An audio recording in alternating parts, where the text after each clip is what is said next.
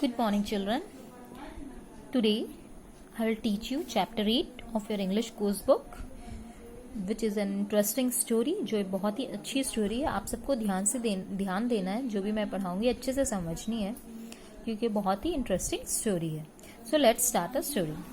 Chapter 8, Adventure in the Woods. Okay. Now, you know what is woods? Woods is an area of land that is covered with trees. Woods are area of land that are covered with trees.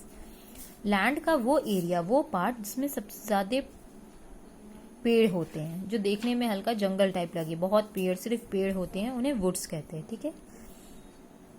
Adventure in the woods means देखते हैं हम कि woods में मतलब जंगल area में ऐसा क्या adventure होता है. So let's start a story. Mukul and Tony lived in the beautiful hillside town of Kantar. On the edge of the town was a thick forest where many animals lived.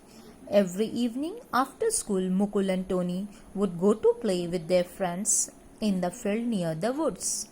They greatly enjoyed themselves running in the green field, throwing stones into the brook and shouting back to the chirping sparrows. ये story Mukul और Tony के बारे में. मुकुल और Tony friend है दोनों. अब वो ब्यूटीफुल हिलसाइड टाउन, कंतार एक जगह है, तो वहाँ पे वो रहते थे. कंतार एक टाउन है, वहाँ वो रहते थे. टाउन के कुछ दूर में एज में एक थिक फॉरेस्ट थी, मतलब बहुत घना जंगल था, जहाँ बहुत सारे एनिमल्स रहते थे.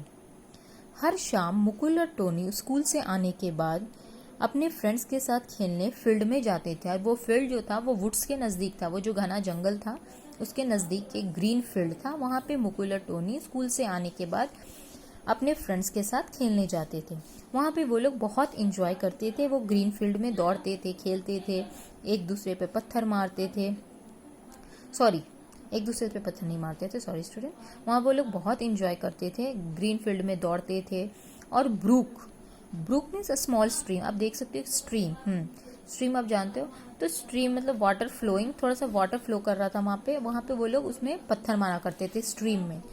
और जब स्पैरोज जो वहाँ थी वो चिरपिंग मीन्स जो स्पैरोज शार्प नॉइज निकालती, साउंड निकालती है, not noise, sharp high pitch sound जो स्पैरो का होता है, तो उनकी जो चिरपिंग है उसके साथ उसके पीछे पीछे ये भी शॉट करते थे मुकुल, टोनी और उनके फ्रेंड्स. इस तरीके से वो लोग बहुत इंजॉय करते थे.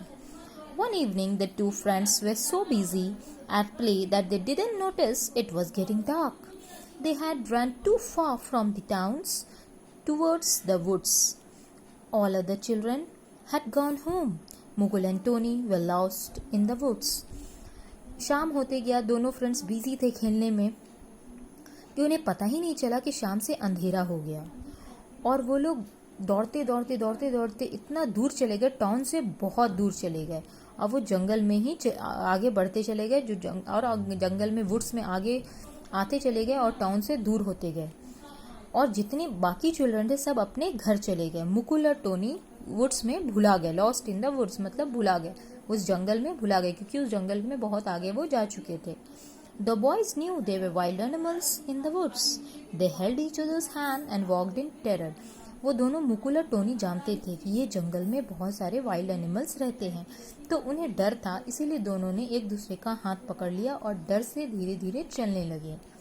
So children, today I stop it here and I hope कि आपको यहाँ तक की स्टोरी अच्छे से समझ में आई होगी. In my next video I will continue. Okay, thank you.